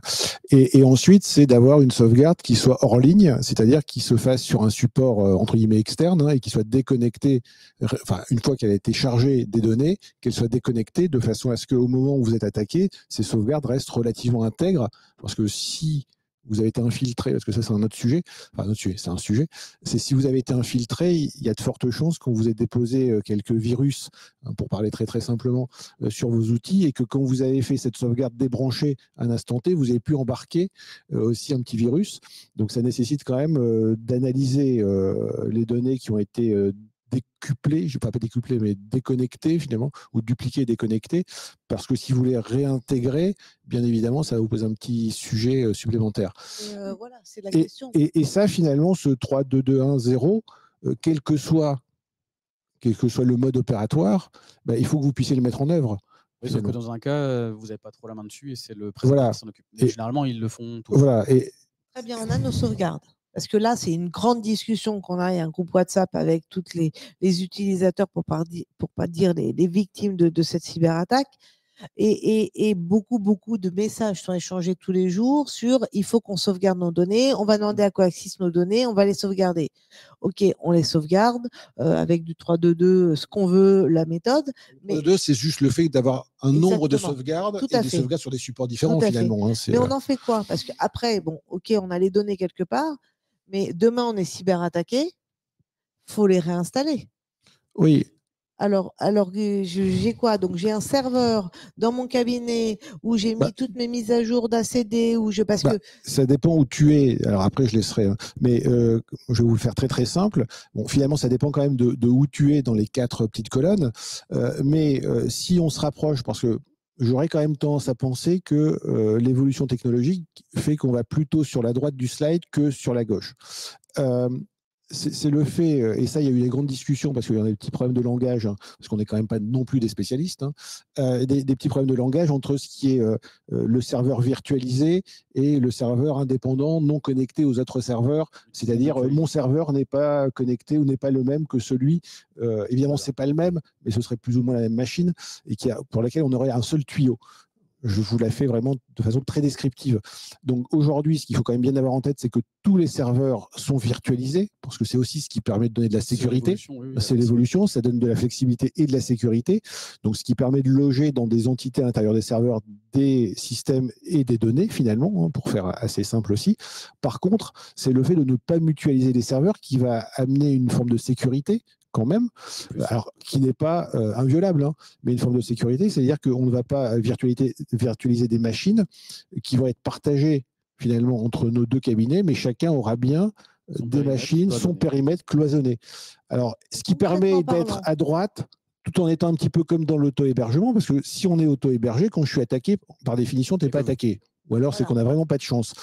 Par contre, si vous êtes dans un système cloud où finalement on virtualise un espèce d'énorme serveur dans lequel on est tous, quand ce fameux serveur est attaqué, on est tous attaqués. D'où un sujet, parce que dans ce qu'on a en tête souvent dans la sécurité de la partie de droite, on se dit c'est super, mon hébergeur, il a 2 data centers, donc tout ça est bien sécurité, et il y a une duplication. Sauf que quand tout ça communique, c'est assez facile de comprendre que si j'ai un data center qui est attaqué, le deuxième, il est attaqué. Et donc, les infrastructures, elles tombent en même temps. Donc, finalement, vous ne pouvez plus démarrer. Donc, ça, c'est un vrai sujet. C'est dans le temps de rétablissement, et on peut comprendre aisément que c'est beaucoup plus simple de rétablir une infrastructure pour ton cabinet, pour mon cabinet, que de devoir rétablir une infrastructure pour 1200 cabinets qui seraient dans un énorme serveur virtualisé où on partagerait finalement tous le même outillage. Donc, l'idée aujourd'hui, pour nous utilisateurs, serait un serveur virtualisé, bien évidemment, mais compartimenté. Et lorsque tu es attaqué, moi, je suis super cool, tranquille. Parfait. Bah, je préfère que ce soit toi que moi, mais on va dire ça comme ça, ouais. Non, mais ça, c'est l'idée, parce que Ouais. bien évidemment, relancer un seul expert comptable, ça peut se faire en 2-3 jours. Relancer la machine pour 1200 experts comptables, bah, ça nous a pris 3 semaines. Voilà, tout à fait. Donc, on passe à la suite. Alors là, c'est un descriptif un petit peu de... toujours pour expliquer la différence, les avantages et inconvénients d'être en auto-hébergement pour ceux qui le seraient encore et d'être en mode externalisé ou hébergé. Donc, au niveau du contrôle de la récemabilité, bah, effectivement, quand on est en auto-hébergement, c'est sur vous ou sur votre prestataire que ça repose. Dans le cas de figure où on est externalisé, bah, c'est sur le prestataire. Les coûts, généralement, quand vous êtes auto-hébergé, c'est vous qui allez devoir gérer vos propres serveurs, donc les acquisitions, les renouvellements, ainsi de suite, les licences, les installations, ainsi de suite. J'évoquais avant la notion de salle informatique, donc l'accès aux locaux, la clim, enfin, il y a beaucoup de coûts qui sont peut-être cachés par défaut, mais qui vont être nécessaires pour garantir la sécurité, ne serait-ce que physique, en fait, de ce niveau-là. Alors que c'est vrai que quand on est en hébergé, on va avoir des coûts qui vont être beaucoup plus lissés, on va dire, et anticipables. Vous ne vous occupez plus de racheter un nouveau serveur quand il devient obsolète. Quand vous avez une fluctuation du personnel, bah pareil, ça va être lissé. Vous savez qu'un collaborateur vous coûte tant par mois. D'accord ? Donc, vous savez, vous pouvez anticiper en fait, et prévoir en fait, l'avenir là-dessus. Tout ce qui est fiabilité et stabilité, bon, généralement, quand on est hébergé dans un data center, ce qu'il faut savoir, c'est qu'on a des équipements qui vont pouvoir être de plus cossus, de meilleure qualité, façon de parler, plus cher aussi. Forcément, le petit cabinet ne va pas pouvoir se permettre d'avoir des équipements des fois à 100 000, 200 000 euros. Ça paraît utopique. Donc, quand on va être en data center, on va avoir des équipements beaucoup plus cossus qui vont des fois être mutualisés. Effectivement, on n'a pas le choix des routeurs, des trucs comme ça. Mais c'est pour garantir une sécurité accrue derrière. Oui, puis une capacité d'accompagner l'évolution du cabinet aussi, dans la mise à disposition des ressources, ne serait-ce que de la mémoire. Tout à fait. J'avance ? Oui, vous pouvez. Ah, voilà. Bon, alors là, on en a beaucoup parlé, hein, des plans de reprise. Oui, plan de reprise, oui. Oui. Alors, dans un cas sur la gauche, ça va être quand vous êtes en auto-hébergement, donc une bonne partie va être à votre charge, façon de parler, si ça vous arrive. Le conseil que j'aurais donné, c'est de vous faire accompagner par l'assistance d'une société qui est experte dans la matière, qui sait ce qu'il faut faire, comment il faut faire, ainsi de suite. Il faut savoir que c'est très compliqué quand il y a eu une intrusion. La première chose, ça va être de diagnostiquer finalement par où ils sont entrés, comment ils ont fait. Donc, on n'a pas trouvé ça, en fait, ça ne sert à rien d'essayer de remonter quoi que ce soit, parce que finalement, peut-être que la porte d'entrée n'a pas été bouchée. Si vous remontez quelque chose, en fait, ça va être réattaqué dans la foulée. D'accord ? Donc, c'est très compliqué. Il y a beaucoup de choses à faire quand vous êtes en auto-hébergement. La liste est longue. Alors que quand on est en mode hébergé, en fait, encore une fois, il y a une délégation qui est faite à l'hébergeur. Donc, finalement, la plus grande chose à faire, finalement, ça va être de patienter, de communiquer, donc d'assurer de pouvoir communiquer avec vos parties prenantes, vos clients, pour les tenir informés et d'attendre que ça soit remonté. Alors, la question m'a été posée, en fait, de savoir qu'est-ce qu'il faut demander, quel serait, en fait, je ne sais plus comment ça va être intitulé, quel serait l'hébergeur idéal. Donc, je ne sais pas si un hébergeur aujourd'hui propose tout ça, d'accord ? Ce serait un peu chercher une brebis à 5 pattes, mais dans l'esprit, c'est des points de vigilance. Alors, technique, je vais essayer de les rendre un peu plus compréhensibles. Qu'il va falloir... Faudrait veiller, faudrait interroger votre hébergeur. L'entretien d'embauche de notre futur hébergeur, éventuellement. C'est un peu l'idée. Encore une fois, peut-être qu'il ne répondra pas à tout, mais en tout cas, il pourra vous répondre sur certains de ces points. Alors, je vais en détailler quelques-uns. Le premier, on l'a déjà évoqué, la conception. Donc, le fait d'avoir des infrastructures clients non mutualisées, donc ça, c'est important. Ça permet effectivement que, si jamais il y a une intrusion, qu'elle ne vienne pas gangréner en fait, l'intégralité des clients. D'une part, l'impact est beaucoup plus rapide et beaucoup plus important. Et d'autre part, vous l'avez dit, au niveau du support informatique des ingénieurs qui vont bosser sur la reconstruction, en fait, ils auront de front en fait, à traiter beaucoup plus de clients et ça va être beaucoup plus compliqué. D'accord ? Identification de l'utilisateur, on l'a évoqué rapidement aussi. On va préconiser l'implémentation du MFA. Donc ça, c'est des choses qui vont être mises en place, notamment si je prends Coaxis, qui vont être mis en place. D'autres hébergeurs le mettent déjà en place. D'accord ? Ça permet de garantir. Le MFA, oui, pardon, c'est vrai. Le MFA, Multi-Factor Authentication, donc authentification la double, la triple, la quadruple authentification. C'est déjà bien. Ok. Donc c'est déjà bien. Si on la met en place, c'est déjà bien. Des analyses. Donc là aussi, ça va être l'hébergeur va vous dire, voilà, moi je vous garantis ici, moi j'ai mis ça en place, ainsi de suite. Quand on va sur les sites, les vitrines des hébergeurs, elles sont plutôt bien faites, d'accord. Par contre, c'est vrai que ça peut être intéressant d'avoir en fait un audit, un avis extérieur, donc d'une société spécialisée qui va faire un audit, de cet hébergeur-là, voir s'il a certaines procédures qui sont en place, donc enfin le fameux PRA, ainsi de suite, de faire aussi des tests de pénétration. Donc le fait de tester à bas blanc, façon de parler, en fait, de s'introduire dans le système, donc pour voir si effectivement le système est vulnérable ou non.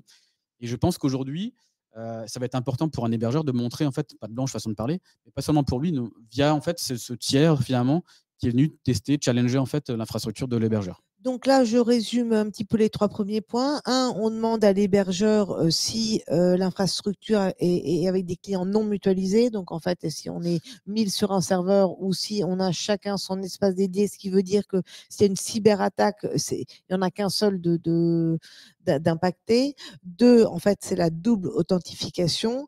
3, analyse spécialisée, c'est demander à cet hébergeur s'il a fait des audits de sécurité. Oui. Et limite demander l'audit, demander Il doit le être possible dans une rapport certaine d'audit mesure. et d'avoir tous les ans, parce que ça se fait tous les ans les Tout à audits fait. de Oui, oui, sécurité, oui, oui, tout à fait. de demander tous les ans l'audit de sécurité, alors qui a été fait peut-être sur les 3 dernières années et qui pourra être fait tous les ans. Ça pourrait être une preuve de transparence.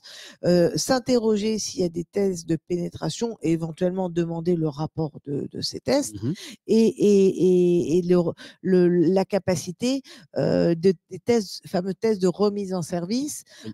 pour savoir lorsqu'il y a une cyberattaque, est-ce que ça se fait en 2 jours, en 3 semaines, en 1 Tout à fait. mois Parce que pour simplifier, quand il y a une cyberattaque, quand il y a une intrusion, même une suspicion d'intrusion, c'est assez simple en fait. Il faut repartir de nouveaux systèmes. Vous avez des serveurs Windows par exemple. Une fois qu'il y a eu une intrusion, le serveur, vous n'avez plus confiance en lui. Vous ne savez pas en fait qu'est-ce qui a été fait dessus, s'il y a des entrées en base de registre qui ont été modifiées, ainsi de suite. Vous ne savez pas s'il y a des nouvelles portes qui ont été ouvertes. Donc même si vous en trouvez quelques-unes, vous n'aurez jamais la garantie que tout a été fermé et que du coup, ce système est encore fiable. Donc il n'y a pas à chercher midi à 14h quand on a subi ce type d'attaque. L'objectif, c'est de remonter une infrastructure à partir de supports vierges, donc réinstaller des serveurs, réinstaller un serveur ACD, réinstaller un OCR, réinstaller un S8 à partir de Windows vierge, d'accord, et remonter, réinstaller les applications ACD, réimporter les données à partir de données qui ont été analysées, vérifiées, qui sont réputées, je dirais, fiables. Et l'enjeu, c'est ça. L'enjeu, c'est dans quelle mesure, dans quel délai, mon hébergeur va me dire, voilà, si jamais ton serveur il tombe en rade demain ou que tu as une intrusion, on supprime tout, on repart à zéro. Je te garantis que ça se fera en temps de temps. C'est ça qu'il faut avoir. Sécurité des systèmes, couverture antivirus, EDR des systèmes. Bon, ça, on l'a déjà évoqué un petit peu. Hein. Ça, c'est pour les serveurs, donc chez l'hébergeur. EDR, c'est la nouvelle technologie en termes d'antivirus. C'est ça. Pare-feu, pas pareil en fait. Filtrage. Alors, filtrage Internet sur liste blanche, par exemple, c'est le fait de restreindre depuis les serveurs les accès à Internet. Un serveur, concrètement, si je prends un serveur ACD, il doit proposer en fait un accès à la compta, un accès à la GED. D'accord. Si c'est de l'OCR, il doit gérer le service d'OCRisation. Si c'est le S8, il doit gérer en fait la publication de certaines données et l'échange entre l'extérieur, donc les services clients, et l'intérieur. Mais par contre, il n'a pas besoin d'aller sur Google, il n'a pas besoin de faire tout ça. Donc, en fait, sur Coaxis, on ne peut pas faire des visios à l'intérieur de Coaxis. On n'a pas accès à la visio. Alors ça, c'est plus côté utilisateur, j'ai envie de dire. Mais c'est autre chose. Là, lié, c'est vraiment juste que le serveur. C'est des histoires de sécurité, ça. Tout à fait. Oui. Après, peut-être, je ne sais pas. Pas forcément, parce que côté utilisateur, on est censé pouvoir faire de visio normalement. Il n'y a pas trop de sécurité. On peut restreindre les accès et limiter les outils sur lesquels on peut aller, comme sur n'importe quel ordinateur finalement. Il faut avoir une logique en fait. Je crois que j'ai appelé Zero Trust. Je ne sais pas si elle ressort là-dedans, si je l'ai enlevé. Mais une logique de se dire voilà, si j'ai pas besoin d'accéder, en fait, je vais le brider. Je vais pas laisser des portes ouvertes que je sais que j'ai pas besoin d'utiliser. C'est un peu l'idée. Ok, contrat d'hébergement. Contrat d'hébergement, ça va être effectivement bien d'étudier en fait le contrat en question, quels sont les engagements finalement de l'hébergeur, sa réactivité, ses SLA, donc c'est les garanties de temps de rétablissement, ce genre de choses, les engagements, les certifications qu'il peut avoir aussi, les certifications externes. Voilà. Très bien. Les histoires de sauvegarde, la règle du 3-2-1, on en a parlé. Distante, suivi quotidien, restauration régulière. C'est ce qu'on a évoqué. Voilà. Et les data centers, la localisation pour des histoires de RGPD. Tout à fait. Est-ce que le data center est en France, en Europe ou pas? Oui, c'est ça. Par exemple, savoir s'il y a plusieurs data centers. Il y a la notion de tiers. La notion de tiers, c'est quoi? C'est un peu comme l'échelle de Richter sur les tremblements de terre. En fait, c'est un niveau en fait de sécurité. Alors, pas que de sécurité, c'est plus sur la redondance, en fait. C'est-à-dire que la redondance au niveau électrique, d'accord, qu'on ait plusieurs fournisseurs électriques qui viennent au data center, la redondance au niveau ligne Internet, qu'on ait plusieurs fournisseurs Internet qui viennent au niveau data center, ce qui fait que si jamais il y avait une panne, le data center est en capacité de se reposer sur d'autres fournisseurs, d'avoir ses propres citernes, par exemple, de diesel pour pouvoir lui-même générer son propre courant pendant une certaine période pour pouvoir prendre le relais. C'est ton temps d'altération en fait, maximum de serveur sur une période. En général, ils vont te dire, si vraiment on n'a plus rien, plus d'électricité, absolument plus rien, on va t'assurer un temps d'indisponibilité de quelques minutes en fait, sur l'année, parce qu'on a les moyens, nous, de faire redémarrer le serveur avec notre propre énergie, en quelque sorte. Ça peut être aussi la sécurité physique. Physique au sens avec des murs anti. Mais par contre, tier 4, qui tombe sur le data center. Il y a beaucoup de prestataires qui ont des data centers tier 4. Parce que c'est quand même le niveau de certification le plus élevé. C'est le plus haut, oui, effectivement, c'est le plus haut. Parce qu'on voit beaucoup tier 3 en général. On voit du tier 3. Alors, ce qu'il faut bien comprendre, en fait, c'est je vais faire je vais prendre une illustration. C'est comme si un peu, dans votre voiture, aujourd'hui, vous avez généralement une roue de secours pour les chanceux, parce que maintenant, ils en mettent plus, mettre les bombes anti-crevaison. Bon, bref, imaginez, vous avez généralement, on va dire qu'on a généralement une roue de secours. Le data center, le tier 4, c'est comme si, par exemple, vous aviez 2 roues de secours, plus peut-être une troisième ou une bombe de crevaison en plus. Et 4 bombes. Non, peut-être pas, on va pas exagérer non plus. Mais en fait, pour expliquer, c'est un peu ça. C'est en fait, nous, on juge dans vos voitures qu'une roue de secours suffit. Effectivement, je crève, je la remonte, je vais au garage le plus proche et c'est réparé. Statistiquement parlant, qu'on crève les 4 pneus, c'est un acte de malveillance, après, généralement. Ou alors, c'est qu'on n'a pas de chance. Hein. Mais du coup, l'idée, si je reporte cet exemple-là au data center, c'est d'avoir effectivement des équipements en plus qui, même quand j'en ai un qui vient de tomber en rade, j'en ai un autre qui n'était pas utilisé, qui vient automatiquement prendre le relais. C'est ça, c'est une triple sécurité. En quelque sorte, c'est un peu un miroir de serveur.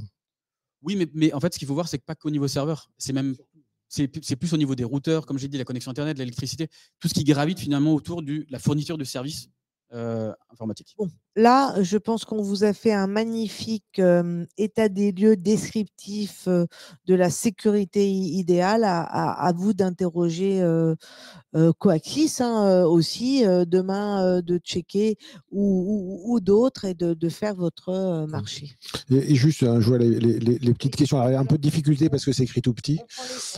On peut peut-être prendre les questions parce qu'on n'a plus de slide technique après, là, on arrive. Je crois qu'on arrive à la fin. J'espère que personne s'en voilà. Bing. Échange à vous les questions. Alors. Enfin, il y en avait une, je te coupe, mais il y en avait une qui est la dernière, qui est de dire quid, parce que la personne dit on fait des sauvegardes, mais rebrancher une sauvegarde qu'on aurait fait dans notre cabinet. Alors, je pense que, en fait, quand on dit on va faire une sauvegarde hors du système, même si on est sur du cloud, elle peut être chez nous. Parce qu'on peut aussi avoir un serveur chez nous en parallèle, mais ça peut être aussi à la charge du prestataire de faire cette sauvegarde spécifique. Oui, voilà. Donc après, le problème, c'est le point d'entrée, c'est de l'avoir faite, cette sauvegarde, comme on l'a déjà dit. Après, c'est la capacité de votre prestataire à remettre en place, comme on l'a dit, une infrastructure qui permette de remettre ces données.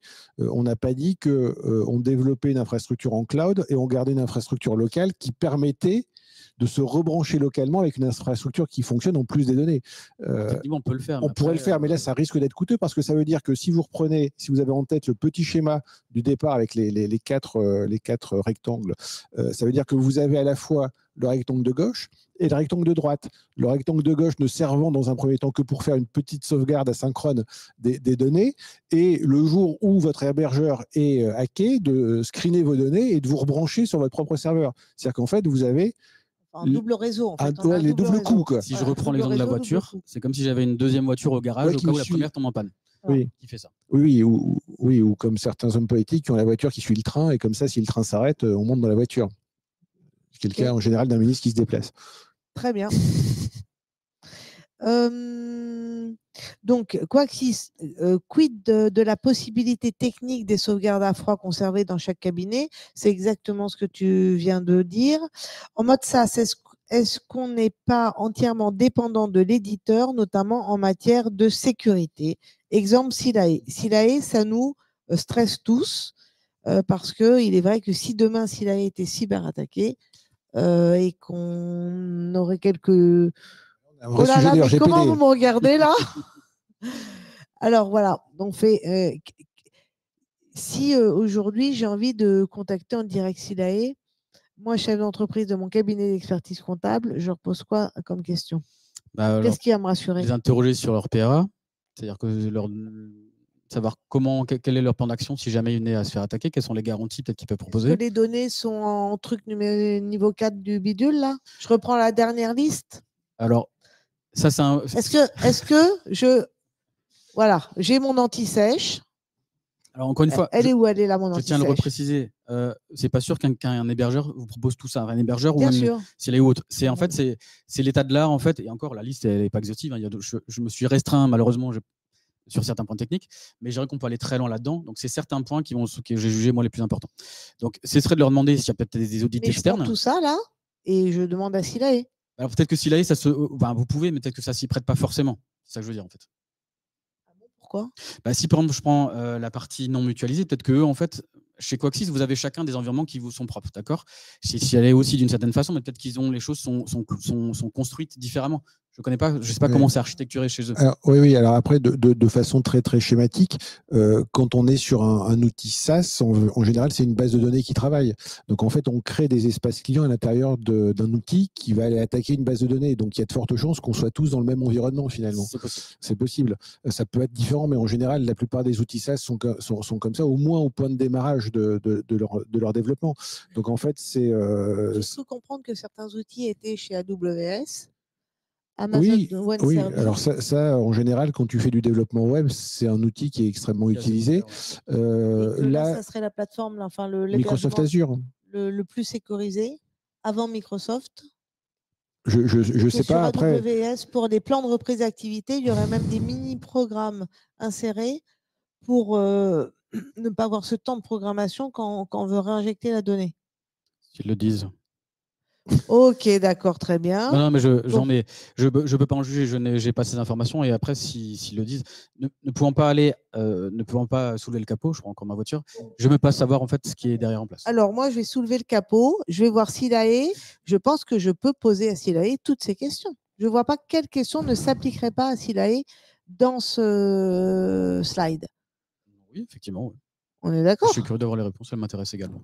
Voilà, d'accord, très bien. Il y a un vrai sujet, effectivement, de toute façon, que ce soit Silae ou ailleurs, hein, ou sur sur tous les outils, en fait, finalement, Exactement. en SaaS, de savoir comment la donnée est protégée et comment se fait potentiellement un plan de reprise d'activité si demain, il venait à être cyberattaqué. Parce que les outils SaaS, c'est quand même aussi l'évolution que l'on constate aujourd'hui. Parce que justement, ces outils sont développés en général sur de l'AWS et donc derrière, ils proposent leur propre plateforme de travail qui est collaborative. Donc c'est aussi pour cette raison-là qu'on est sur ce type d'outils. C'est que par définition, la plateforme SaaS est collaborative, c'est-à-dire que moi, je peux travailler, mais mon client peut également y travailler. On peut se partager des espaces de travail. Donc là, c'est encore. Mais enfin, c'est vrai, en fait, finalement, pour tout ce que l'on fait, nous, c'est qu'on a de la donnée RGPD et on a de la donnée bancaire, on a de la donnée d'identité, de fait. Donc, sur une donnée sociale, là, c'est peut-être encore le pire, hein, finalement. Donc, s'assurer comment c'est sécurisé. On aura certainement une réponse assez formelle. Maintenant, qu'est-ce que ça va pouvoir nous garantir, sauf à se protéger derrière un AWS ou Microsoft Azure, finalement. Je ne vais pas répondre à leur place du coup sur ce point-là. Je serais curieux d'avoir leur réponse en tout cas. Est-ce que, alors j'ai l'impression de. Alors, des questions ici aussi. Oui, donc on me dit oui, on n'a pas les moyens de vérifier. Ben c'est ce que vous dites, mais de toute manière, qui ne pose pas la question n'aura pas la réponse. Donc je pense qu'on va peut-être tous le faire et quand ils recevront peut-être 1000 questions identiques, peut-être qu'ils répondront. Et d'ailleurs, hein, pendant que nous sommes en train de nous parler là, au Conseil national de l'ordre, à ce même moment, la présidente Cécile de Saint-Michel et Boris Sauvage, vice-président en charge du numérique, sont en train de recevoir tous les éditeurs pour pas s'assurer, mais pour au moins s'interroger sur la sécurité de chaque éditeur. Est-ce qu'on est en train de se demander là, au niveau de Silae précisément, mais c'est pour n'importe quel outil logé en mode SaaS, le Conseil national va essayer de nous apporter des éclairages et il est sûr que peut-être que ces outils répondront plus au Conseil national qu'à nous, Hubert, expert comptable. Oui, l'idée, c'est d'avoir un petit peu ce qui a été présenté aujourd'hui. C'est un mode opératoire, une cartographie, et que les opérateurs avec lesquels on travaille nous garantissent qu'ils rentrent bien et qu'ils cochent bien toutes les cases de sécurité, a priori, lorsqu'ils travaillent avec Et nous. s'ils ne les cochent pas, en tout cas, que vous ayez l'information. Voilà, tout à fait, oui, parce que c'est une question de Tout à fait. transparence en Tout à fait. général. Donc, si on pouvait avoir un guide, mais c'est la volonté du Conseil national, un guide de bonne pratique avec toutes ces cases qui seraient cochées, il faut que les éditeurs jouent le jeu. Alors, un audit, là, parce que la question est posée à l'envers, c'est-à-dire qu'un audit de la profession chez les principaux éditeurs, on n'a pas la prérogative. C'est auditeur, mais c'est éditeur, oui. On n'a pas la prérogative, évidemment, pour aller chez eux et s'imposer en disant on va auditer votre système. Par contre, dès lors que nous, on leur dit voilà, vous travaillez avec les experts comptables, voilà ce que nous on attend en termes de sécurité parce qu'on pense que ce sont les bonnes pratiques, est-ce que vous y répondez à partir du moment où nous disent on y répond? En cas de sinistre, ça devient quand même compliqué de dire finalement on ne répondait pas aux critères que la profession nous a proposés. Je pense que là, la profession a vraiment une carte à jouer sur cette transparence qu'on peut exiger des éditeurs. Alors, le Conseil national, il y a bien longtemps, je crois une dizaine ou quinzaine d'années, avait sorti un guide sur le cloud.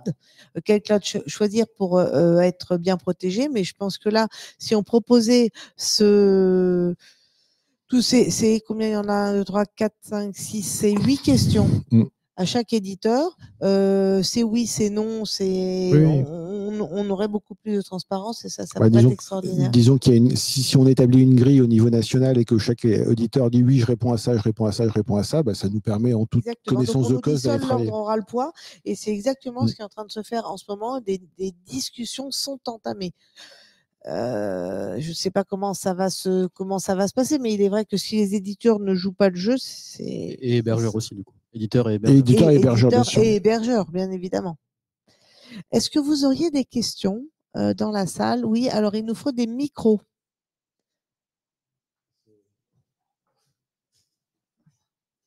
Oui, merci. Est-ce qu'on a une idée de la période de temps qui s'écoule entre l'intrusion et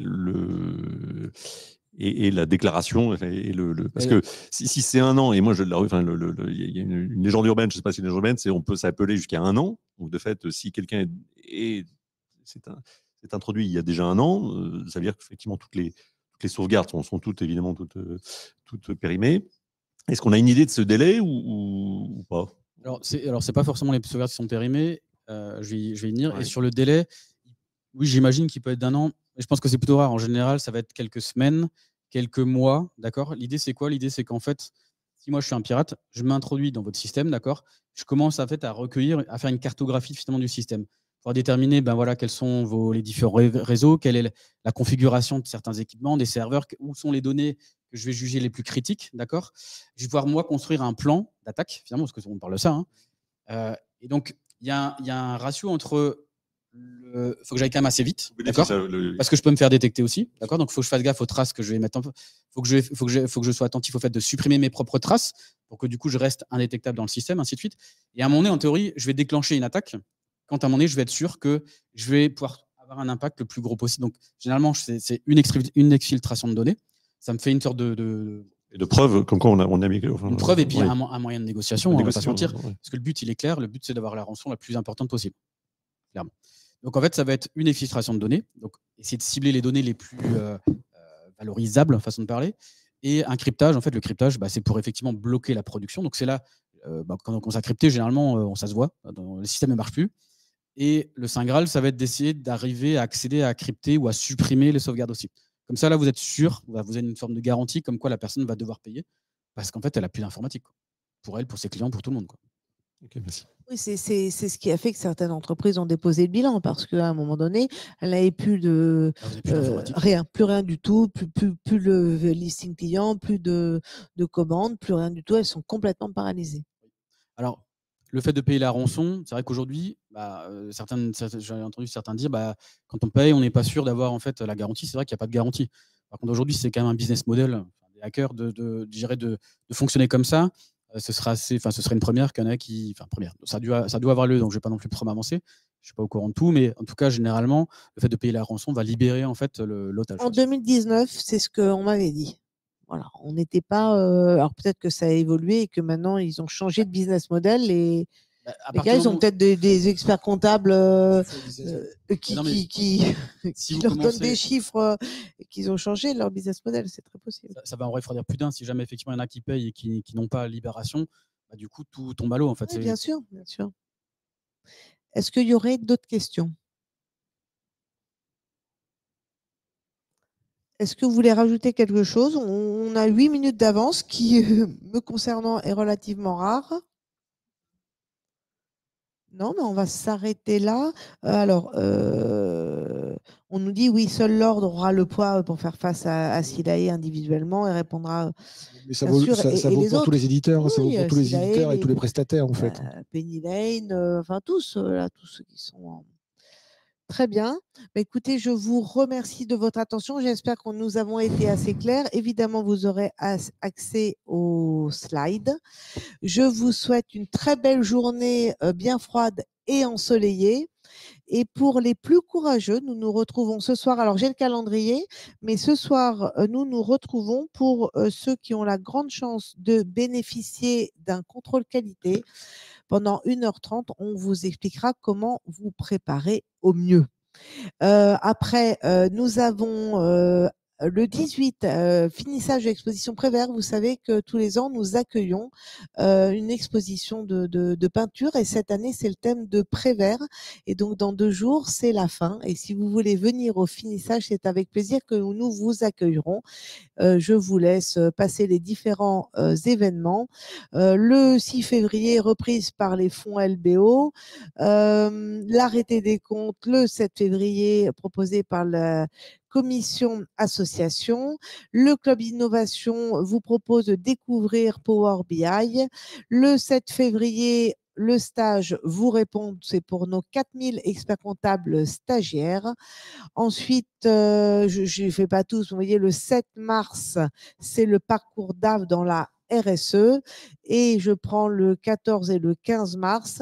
Vous savez que nous avons l'habitude de faire des événements d'attractivité pour les jeunes, et là, c'est le business game post-bac. Donc des jeunes qui sont aujourd'hui dans les écoles se réunissent ici et font un petit jeu d'entrepreneurs, petite simulation d'entrepreneurs, et la meilleure équipe gagne. Voilà, je vous souhaite une excellente journée et je vous dis à bientôt. Merci Hubert, à vous. merci Florian, Merci beaucoup. merci beaucoup.